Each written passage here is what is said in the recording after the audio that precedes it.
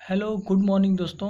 आज मैं आपके लिए लाया हूँ अपनी खुद की नोट्स जो कि जनरल नॉलेज के लिए एकदम परफेक्ट वन लाइनर नोट्स हैं। इसमें हर एक कॉन्टेंट को बेहतरीन डिस्क्राइब किया गया है। इसको आपको पढ़ने में और से ज़्यादा मज़ा मिलेगा और आपको इसको पढ़ने से ज़्यादा जानकारी मिलेगी। ठीक है, तो चलिए शुरू करते हैं अपना ये क्वेश्चन का सिलसिला। तो क्वेश्चन नंबर 1 कहता है कि राजनीतिक स्वतंत्रता किसी भी राष्ट्र की प्राणवायु है। यह कथन किसका था? तो यह कथन था आपका अरविंद घोष का। ठीक है, यह कथन अरविंद घोष का था। और ये कब बोले थे? तो स्वदेशी आंदोलन के दौरान बोले थे। ठीक है, बंगाल विभाजन के विरोध में बंग भंग आंदोलन, इसका मतलब ये है कि स्वदेशी आंदोलन के दौरान ये बंगाल विभाजन के विरोध में इसको बोले थे। ठीक है, पढ़ते हैं नेक्स्ट क्वेश्चन पे।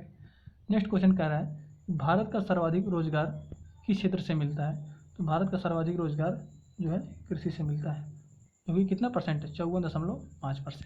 ठीक है, अच्छा, जब सर्वाधिक रोजगार की बात करिए कृषि हो गया।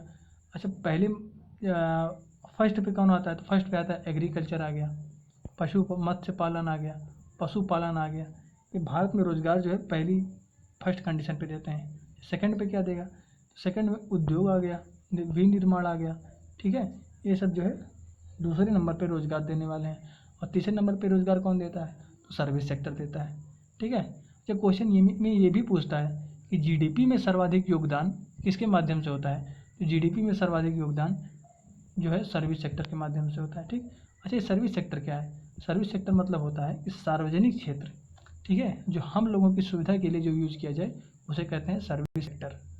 इसको कह सकते हैं कि गवर्नमेंट का जो मैक्सिमम काम है, गवर्नमेंट का काम, उसे क्या कहते हैं? सर्विस सेक्टर कहते हैं। ठीक है, जैसे इसमें एम्बुलेंस आ जाता है, बैंक्स आ जाते हैं, ठीक है, हॉस्पिटल आ जाते हैं, हॉस्पिटल भी सर्विस सेक्टर का ही है। स्कूल आ जाते हैं, स्कूल को खैर हाँ स्कूल भी आता है। ठीक है, तो बढ़ते हैं नेक्स्ट क्वेश्चन पे। नेक्स्ट क्वेश्चन आपका है कैपिटल से रिलेटेड है, जो कुछ इंपॉर्टेंट कैपिटल्स के बारे में है। तो जैसे दक्षिण कोरिया की राजधानी, उत्तर कोरिया की राजधानी प्योंगयांग है। ठीक है, दक्षिण कोरिया की राजधानी सियोल है। ठीक है, दक्षिणी सूडान की राजधानी क्या है? दक्षिणी सूडान की राजधानी है जूबा। दक्षिणी सूडान की राजधानी जूबा है और सूडान की राजधानी है खार्तूम। ठीक, अच्छा, ये खार्तूम सूडान की राजधानी जो खार्तूम है क्यों फेमस है?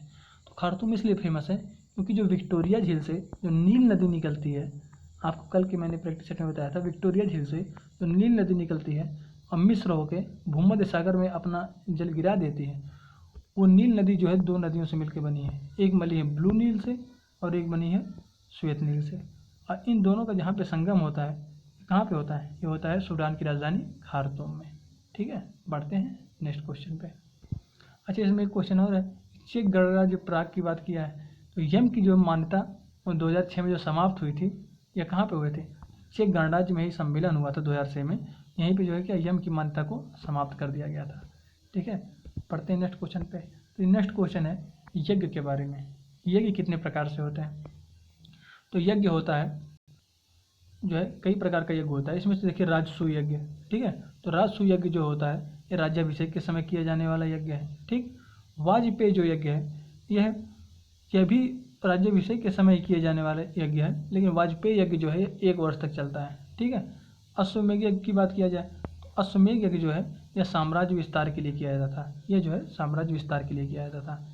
ठीक है, तो इसमें से कुछ क्वेश्चन में आ जाते हैं, जैसे पुष्यमित्र शुंग कितने अश्वमेध यज्ञ किए थे, सातकर्णी कितने अश्वमेध यज्ञ किए थे? तो पुष्यमित्र शुंग जो थे ये 2 अश्वमेध यज्ञ किए थे। सातकर्णी का नाम आता है तो ये भी 2 यज्ञ किए थे। समुद्रगुप्त भी 2 यज्ञ किए थे। आदित्य सेन की बात की जाए तो ये 3 यज्ञ किए थे और प्रवर सेन जो है ये 4 यज्ञ किए थे। ठीक है, तो अश्वमेध यज्ञ का जो है मैराथन खत्म होगा। बढ़ते हैं नेक्स्ट क्वेश्चन पे। अगर आपको मेरी वीडियो अच्छी लग रही है तो आप वीडियो को लाइक कर सकते हैं। ठीक है, और चैनल को सब्सक्राइब कर सकते हैं। अब आ गया मसालों का। ठीक है, तो मसालों का बागान जो है ये केरल को कहा जाता है। मसालों का बागान केरल को कहा जाता है। अगर सर्वाधिक उत्पादक राज्य पूछ ले, मसालों का सर्वाधिक उत्पादक राज्य कौन सा हो जाता है, तो हो जाता है आंध्र प्रदेश। कौन सा हो जाता है? आंध्र प्रदेश। ठीक, अगर द्वीप पूछ ले आपका इसका द्वीप कौन सा है, तो मसालों का द्वीप जो हो जाता है ये आपका हो जाता है इंडोनेशिया। क्या हो जाता है? इंडोनेशिया। मसाला द्वीप हो जाता है इंडोनेशिया। जब मसालों का राजा किसे कहा जाता है, तो मसालों का राजा कहा जाता है आपको काली मिर्च को। मसालों का राजा काली मिर्च को। मसालों की क्वीन मतलब मसालों की रानी किसे कही जाती है?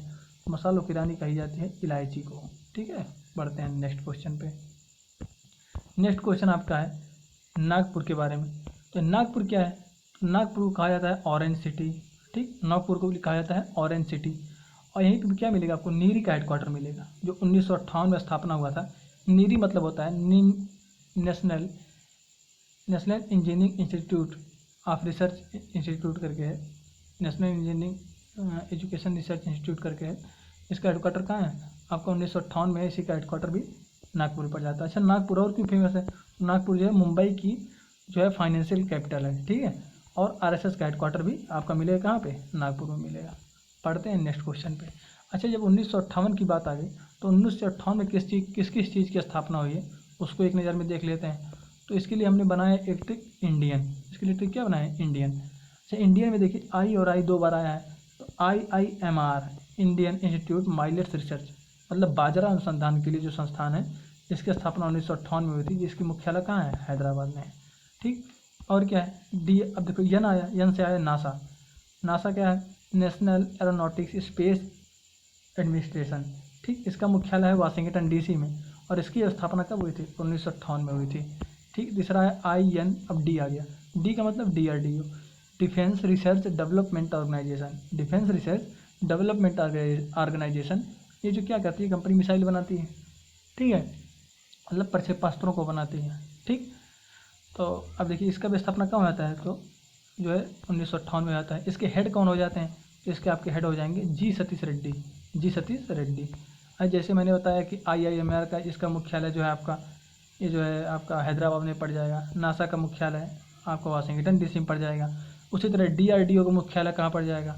तो DRDO का मुख्यालय आपका होगा नई दिल्ली में। ठीक है। आफ्सा, आफ्सा एक सैन्य कानून है। ठीक, ए से क्या मिलेगा? आफ्सा। और ये भी 1958 में ही लागू किया गया था। आफ्सा इस समय जो है आपका नागालैंड में लगा है, नागालैंड में आफ्सा लगा है। अच्छा, यन से क्या हो गया? यन से नेरी हो गया। नेरी के बारे में आपको बताया, तो नेरी की स्थापना 1958 में हुई थी, जो कि इसका हेडक्वार्टर कहाँ पे है? तो इसका हेडक्वार्टर आपको मिलेगा नागपुर में। बढ़ते हैं नेक्स्ट क्वेश्चन पे। नेक्स्ट क्वेश्चन आपका है, नेक्स्ट क्वेश्चन आपका आपात से। ठीक, अब आपात से क्वेश्चन बनता है। तो आपात जो है 3 आर्टिकलों में लिखा गया है, क्रमशः 352, 356 और 360। ठीक, 3 आर्टिकलों में लिखा गया। 352 में लिखा गया राष्ट्रीय आपातकाल, 356 में लिखा गया राष्ट्रपति शासन, और वित्तीय आपातकाल लिखा गया 360 में। अच्छा, एक क्वेश्चन और है कि वित्तीय आपातकाल आज तक कभी लगा नहीं है भारत में। ठीक है। अच्छा, और जो 352 में जो राष्ट्रीय आपातकाल है, इसमें इसके किसके लिए था? इसमें था कि युद्ध हो, वाह आक्रमण हो, या फिर सशस्त्र विद्रोह हो। ठीक, इनके लिए जो है राष्ट्रीय आपातकाल की घोषणा की जाएगी। ठीक, लेकिन 44वां संविधान संशोधन 1978 में जो है क्या हुआ? आंतरिक अशांति जो थी, ठीक, आंतरिक अशांति के स्थान पर जो है क्या जोड़ा गया? सशस्त्र विद्रोह जोड़ा गया। अच्छा, यहाँ सशस्त्र विद्रोह की जगह पे आंतरिक अशांति पहले थी। ठीक है, और इसी आंतरिक अशांति के आधार पर पहली बार इंदिरा गांधी के समय में 1975 में क्या लगा था? आपातकाल लगा था। ठीक है, बढ़ते हैं नेक्स्ट क्वेश्चन पे। क्वेश्चन है कि गोल्डन हैंडशेक स्कीम का संबंध किससे है? तो गोल्डन हैंडशेक स्कीम का संबंध है स्वैच्छिक सेवानिवृत्ति से। ठीक है, आगे चलते हैं। क्वेश्चन है कि यूरोप का मरीज किसे कहा जाता है? यूरोप का मरीज किसे कहा जाता है? तुर्की। और इसी तुर्की का भी नया नाम किया गया है। तुर्की का नया नाम क्या रखा गया है? तुर्की। तुर्की का नया नाम क्या रखा गया है? तुर्की। ठीक है। पश्चिम का द्वार किसे कहा जाता है? तो पश्चिम का द्वार कहा जाता है आपको इस्तांबुल को। अच्छा, इस्तांबुल का पुराना नाम क्या है? तो इस्तांबुल का पुराना नाम हो जाता है आपका कुस्तुनतुनिया। इसका नाम आप बहुत प्राचीन इतिहास में सुने होंगे, कुस्तुनतुनिया का इतिहास। तो यही है कुस्तुनतुनिया, इस्तांबुल को ही कुस्तुनतुनिया कहा जाता है। अच्छा, क्वेश्चन है पर्ल ऑफ साइबेरिया किसे कहा जाता है? तो पर्ल ऑफ साइबेरिया को कहा जाता है बैकाल झील को। से बैकाल झील क्यों इंपॉर्टेंट हो जाती है? ये विश्व की सबसे पुरानी झील है, विश्व की सबसे पुरानी झील है। और क्या होता है? विश्व की सबसे गहरी भी झील अगर पूछा जाए तब भी बैकाल झील का ही नाम आता है। तो पुरानी पूछे या फिर गहरी पूछे तो आंसर एक ही हो जाता है, क्या? बैकाल झील। हजारों झीलों की भूमि किसे कहा जाता है? तो हजारों झीलों की भूमि किसे कहा जाता है? फिनलैंड को कहा जाता है। हजारों झीलों की भूमि अगर बात करें तो आंसर क्या होता है? फिनलैंड। ठीक है, बढ़ते हैं नेक्स्ट क्वेश्चन पे। चलिए, अब झील के लिए एक मैराथन लेके आए। झील के लिए सब जगह एक ही जगह, देखिए मेरे नोट्स पढ़ने से क्या बढ़िया है, मेरे नोट्स में एक ही जगह आपको सारे सब कुछ मिल जाएगा। अब देखिए झील के बारे में पढ़ते हैं। अगर लॉन्गेस्ट झील पूछा जाए, तो अगर सामान्यतः पूछा जाता है तो कैस्पियन सागर होता है। सामान्यतः सबसे बड़ी झील अगर पूछा जाए तो कैस्पियन सागर होगा। अच्छा, अगर खारे पानी की सबसे बड़ी झील पूछी जाए विश्व में, अगर खारे पानी की सबसे बड़ी झील पूछी जाए तब भी कैस्पियन सागर ही होगा। ठीक, अगर पूछा जाए कि खारे पानी की सबसे बड़ी झील, एशिया में सबसे बड़ी झील कौन सी होगी, तब भी कैस्पियन सागर ही होगी। ठीक है, अब आगे चलते हैं। अगर क्वेश्चन पूछा जाए कि ताजे पानी की सबसे बड़ी झील, अगर ताजे पानी की पूछता है तो सुपीरियर हो जाता है, ताजे पानी पूछे तो सुपीरियर हो जाता है। अगर पूछे नॉर्थ अमेरिका की सबसे बड़ी झील, तब भी सुपीरियर हो जाता है। अगर ताजे पानी की पूछे या फिर नॉर्थ अमेरिका की पूछे तो दोनों का आंसर क्या होगा, सुपीरियर झील। ठीक, आगे चलते हैं। अगर पूछे साउथ अमेरिका की सबसे बड़ी झील, जैसे नॉर्थ अमेरिका की तो सुपीरियर हो गई, अगर उसी तरह से पूछ लिया साउथ अमेरिका की सबसे बड़ी झील कौन सी होगी, दक्षिणी अमेरिका की सबसे बड़ी झील कौन सी होगी, तो आपका हो जाएगा टिटिकाका। ठीक, ऐसी टिटिकाका को, यही टिटिकाका है, इसको एक तरह से और पूछते हैं कि विश्व का सबसे बड़ा नौकागम्य झील कौन सा है, उससे या तो दक्षिण अमेरिका की पूछे या फिर नौकागम्य झील की पूछे, तो दोनों का आंसर क्या होगा, टिटिकाका झील ही होगा। ठीक है, आगे बढ़ते हैं। अफ्रीका की सबसे बड़ी झील कौन सी है, तो अफ्रीका की सबसे बड़ी झील है विक्टोरिया। अफ्रीका की सबसे बड़ी झील कौन सी है, विक्टोरिया है। यहाँ से कौन सी नदी निकलती है, यहीं से निकलती है नील नदी। ठीक, इसी नील नदी का वरदान किसको कहा जाता है, तो मिस्र देश को कहा जाता है इसी नील नदी का वरदान। ठीक है, और ये सूडान में श्वेत नील और ब्लू नील यहीं पे मर्ज होती है सूडान में, और इसी सूडान की राजधानी क्या है, खार्तूम है। ठीक है, पढ़ते हैं नेक्स्ट क्वेश्चन पे, अब बढ़ते हैं और आगे। ठीक, अच्छा, अभी अफ्रीका की सबसे बड़ी झील पढ़ लिए, यूरोप की भी सबसे बड़ी झील पता कर लें। यूरोप की सबसे बड़ी झील है लैडोगा। यूरोप की सबसे बड़ी झील कौन सी है, लैडोगा। और यूरोप की सबसे लंबी नदी पूछे, अगर यूरोप की सबसे लंबी नदी पूछे तो वो हो जाती है वोल्गा। वो कहाँ से होती है, वोल्गा। कल के क्वेश्चन में आपको बताया था कि ऑस्ट्रेलिया किस नदी बसा है, तो ऑस्ट्रेलिया बसा आपकी मर्रे डार्लिंग नदी पे। ऑस्ट्रेलिया किस नदी बसा है, तो मर्रे डार्लिंग नदी पे बसा है। और ऑस्ट्रेलिया की सबसे बड़ी झील पूछा जाए तो हो जाती है आयर झील। ठीक, अब आते हैं इंडिया के प्रोस्पेक्ट में।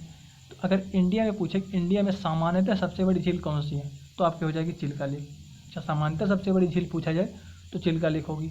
अगर खारे पानी की सबसे बड़ी झील पूछी जाए तब भी चिल्का लेक होगी। अगर पूछी जाए कि तटीय सबसे बड़ी झील कौन सी है, तब भी चिल्का लेक ही होगी। अच्छा, अगर पूछा जाए कि ताजे पानी या फिर मीठे पानी की सबसे बड़ी झील, तब हो जाती है आपकी वूलर झील, जो कि कहाँ स्थित है, जम्मू कश्मीर में। और चिल्का लेक कहाँ स्थित है, चिल्का लेक है उड़ीसा में।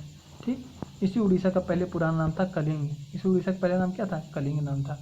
ठीक, अच्छा, अंतःस्थलीय झील अगर पूछा जाए तो अंतःस्थलीय झील है सांभर झील। अगर पूछा जाए कि भारत की सबसे बड़ी अंतःस्थलीय झील कौन सी है, तो आपकी होती है सांभर झील, जो कि कहाँ है, राजस्थान में है आपकी। ठीक है, बढ़ते हैं नेक्स्ट क्वेश्चन पे। नेक्स्ट क्वेश्चन है यमुना की सहायक नदी कौन सी है। तो यमुना की सहायक नदी से मैंने एक ट्रिक बनाया है, KBC। KBC खेलना जानते हैं ना, KBC खेलते हैं लोग, KBC है। अच्छा, इसका मतलब क्या है, के से हो गया केन, के से हो गया केन, बी से हो गया बेतवा, और सी से क्या होगा, सी से हो गया चंबल। ठीक, केन, बेतवा और चंबल ये यमुना की सहायक नदियाँ हैं। ठीक, सोन नदी क्या है, सोन नदी गंगा की एकमात्र, गंगा की क्यों इंपॉर्टेंट है सोन नदी, गंगा की एकमात्र नदी है जो उत्तरोत्तर सहायक नदी है गंगा की। मतलब कि दक्षिण भारत से उत्तर भारत की ओर आने वाली और वो गंगा में आके मिलने वाली एकमात्र नदी है, उस नदी का नाम है सोन। पूछ रहा है क्वेश्चन में 9वां शास्त्रीय नृत्य कौन जोड़ा गया है, तो 9वां शास्त्रीय नृत्य हाल ही में जोड़ा गया है, जो कि है छऊ। ठीक है, बढ़ते हैं नेक्स्ट क्वेश्चन पे। नेक्स्ट क्वेश्चन आपका है कि प्रिंस ऑफ पिलग्रिम्स, मतलब यात्रियों का राजकुमार किसे कहा जाता है।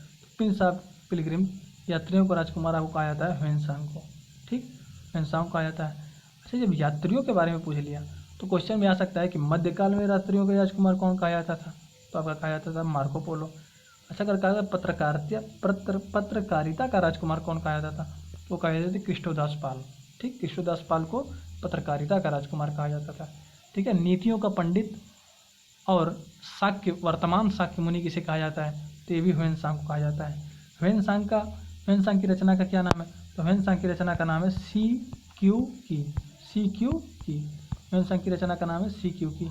और फाहयान भी था ऐसे, तो फाहयान के वृत्तांत का क्या नाम है, फाहयान के वृत्तांत का नाम है फो क्यू की। फाहयान के वृत्तांत का नाम क्या है, फो क्यू की नाम है। अच्छा, यही ह्वेनसांग है जो कि नालंदा विश्वविद्यालय में जो है आके यहाँ पे स्टडी किए थे। ठीक है, और नालंदा विश्वविद्यालय को ध्वस्त कौन किया था, तो नालंदा विश्वविद्यालय को ध्वस्त किए थे बख्तियार खिलजी ने ध्वस्त किया था। ठीक है, बढ़ते हैं नेक्स्ट क्वेश्चन पे। अच्छा, बुद्ध शाक्य किसे कहा जाता है, तो बुद्ध शाक्य भी कहा जाता है अशोक को। अशोक को और क्या कहा जाता है, शाक्य मुनि भी कहा जाता है। ठीक है, आगे चलते हैं। अब इसमें आ गया कि अम्ल कौन कौन से फल में कौन कौन सा अम्ल पाया जाता है? ये सेब में पाया जाता है मैलिक अम्ल, दूध में पाया जाता है लैक्टिक अम्ल, चींटी में पाया जाता है फार्मिक अम्ल, टमाटर में पाया जाता है ऑक्जेलिक अम्ल, इमली में पाया जाता है टार्टरिक अम्ल, नींबू में पाया जाता है सिट्रिक अम्ल।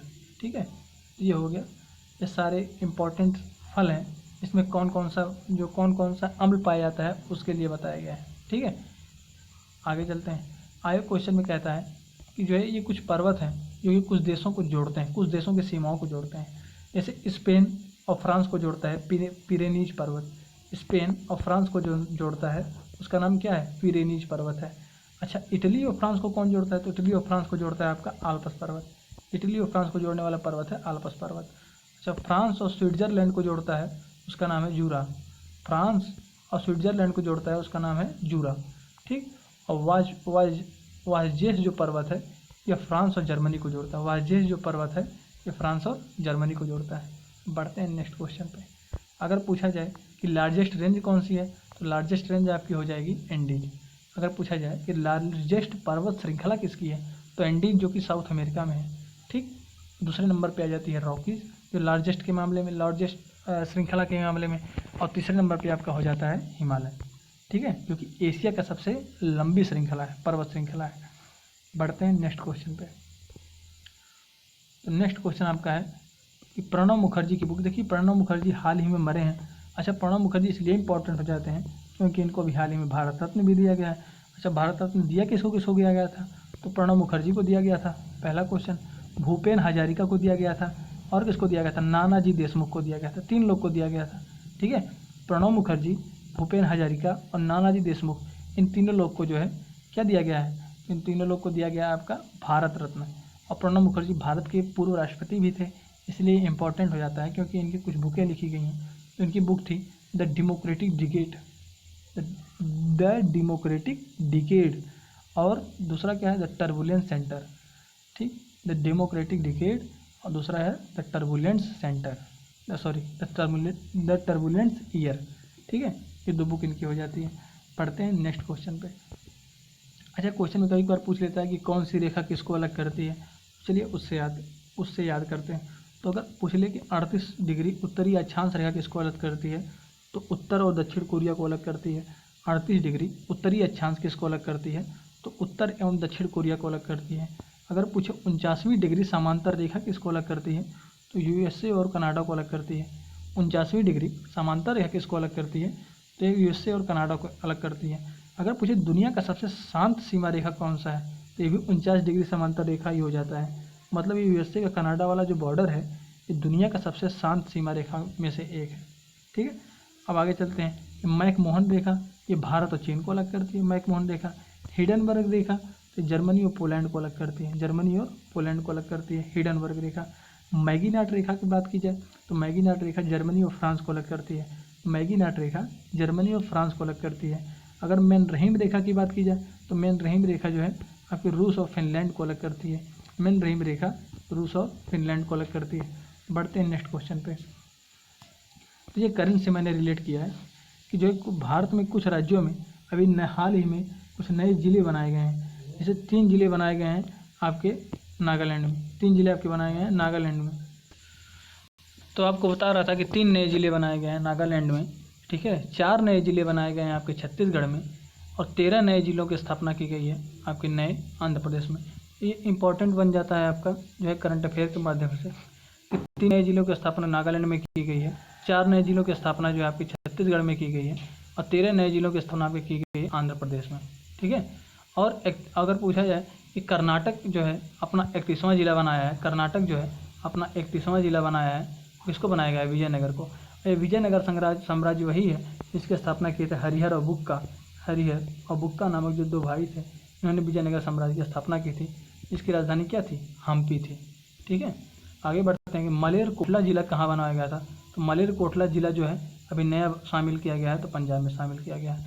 ठीक है, और मयिलादुथुरई ये तमिलनाडु का नया ज़िला भी बना है। ठीक है, और तमिलनाडु का ही एक जो है फेमस जो है क्या कहते हैं त्यौहार है जल्लीकट्टू, यहीं पे पोंगल भी मनाया जाता है। जल्लीकट्टू जो है ये बैलों की दौड़ है, बैलों से एक तरह से युद्ध होता है, तो उसको कहा जाता है जल्लीकट्टू।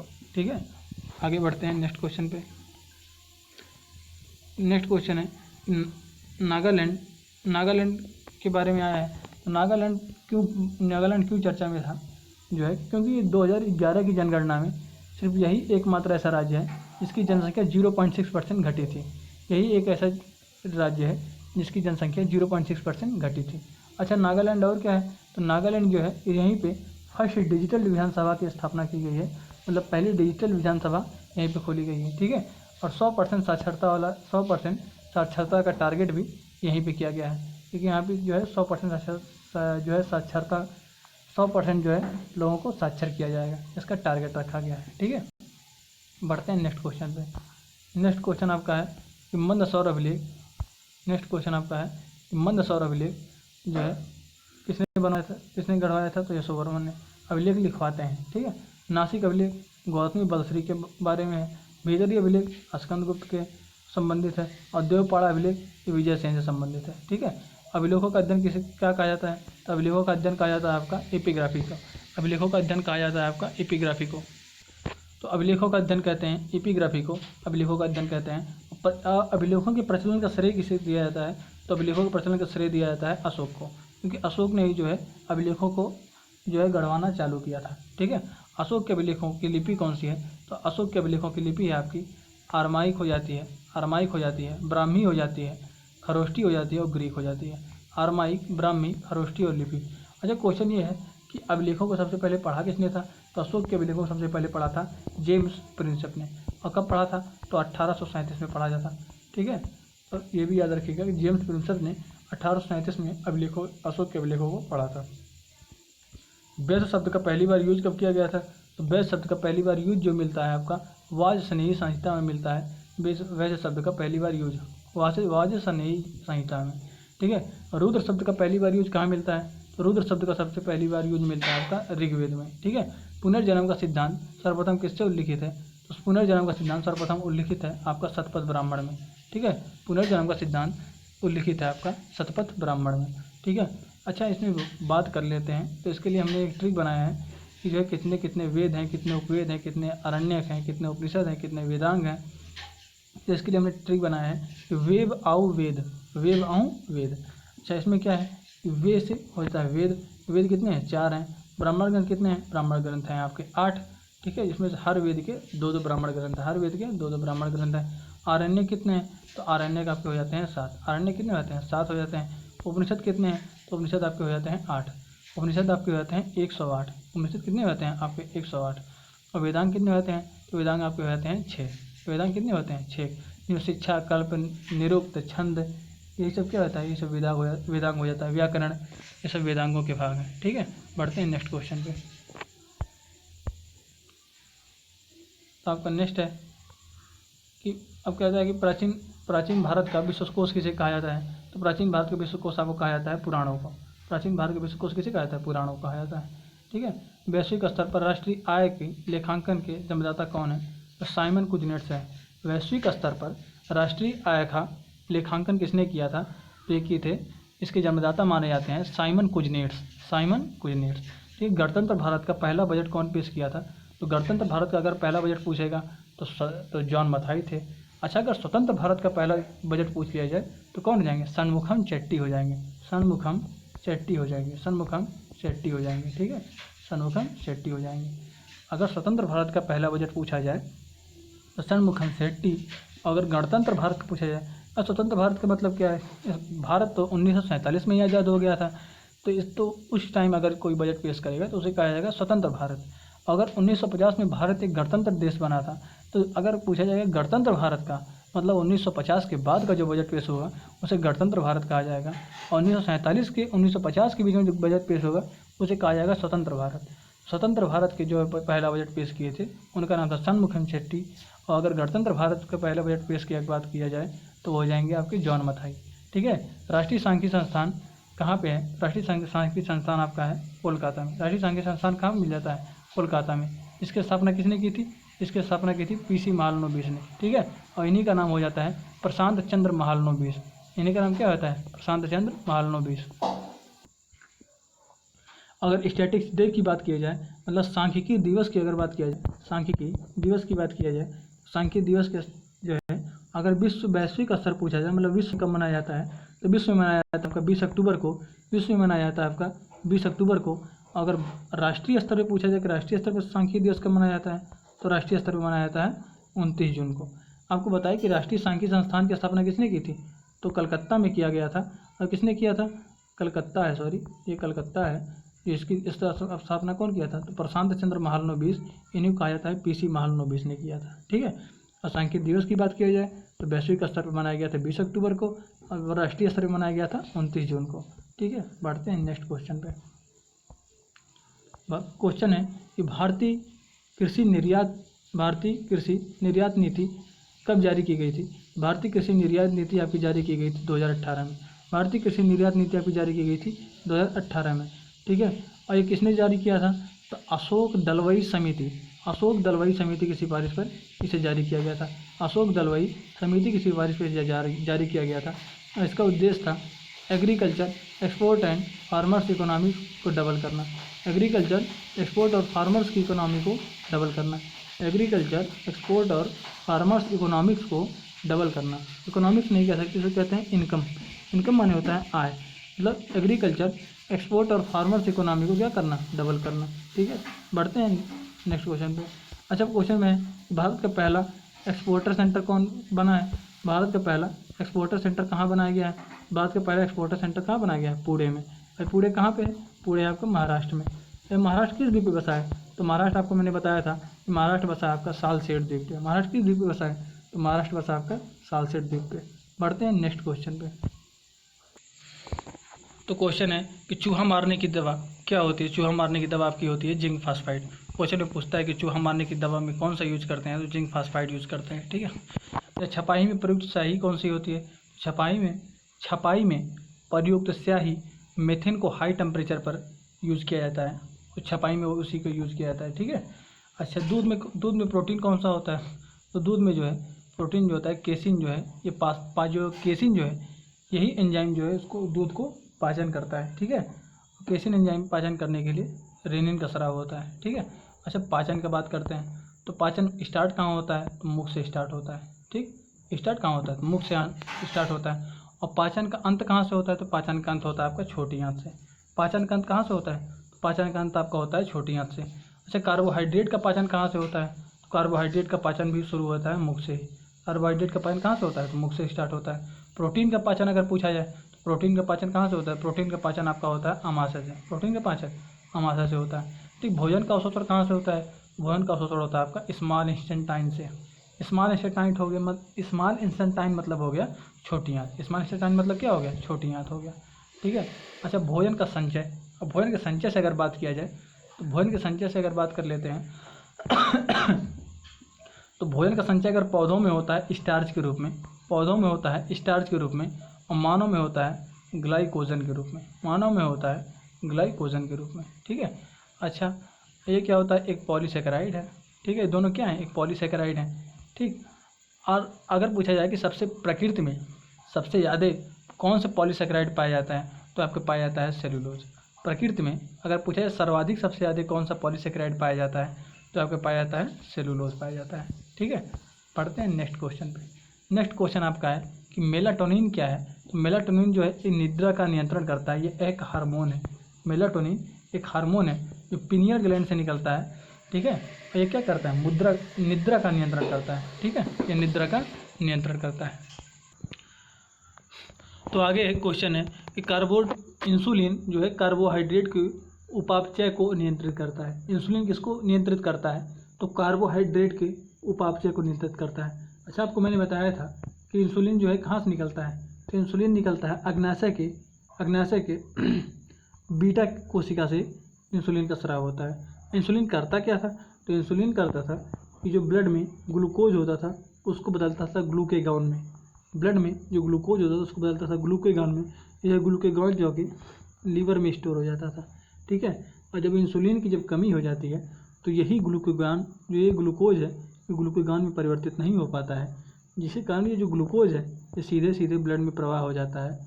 और ब्लड में ग्लूकोज की मात्रा जब ज़्यादा हो जाती है तो उसी को कहते हैं आपका उसी को कहते हैं मधुमेह रोग या फिर कहते हैं शुगर या फिर डायबिटीज, उसी का नाम है। ठीक है, अगला क्वेश्चन देखते हैं।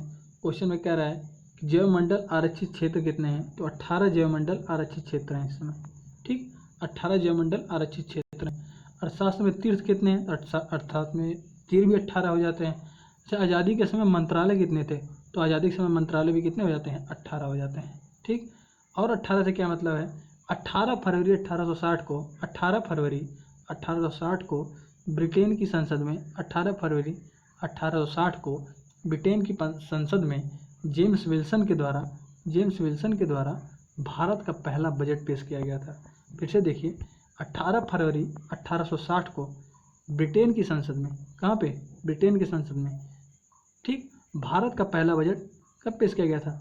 तो जेम्स विल्सन के द्वारा 18 फरवरी 1860 को। ठीक है, स्वतंत्र भारत का पहला बजट पूछे षणमुखम शेट्टी हो जाते हैं। ठीक, गणतंत्र भारत का पहला बजट पूछे तो आपके हो जाएंगे जॉन मथाई हो जाएंगे। ठीक, बढ़ते हैं नेक्स्ट क्वेश्चन। अच्छा, पूछे कि रेल बजट किसने पेश किया था? तो रेल बजट जो है ये भी पेश किए थे कौन? जो आपके हो जाएंगे जॉन मथाई। ठीक है, जॉन मथाई हो जाएंगे। और उसके आगे ठीक है, फिर आज क्लास यहीं एंड करते हैं। तो आपको मेरी वीडियो कैसी लगी आप कमेंट सेक्शन में बताइएगा। अगर आपको मेरी वीडियो अच्छी लगती है मेरी वीडियो को ज़्यादा से ज़्यादा लाइक, शेयर एंड सब्सक्राइब करिएगा। Thank you, bye bye.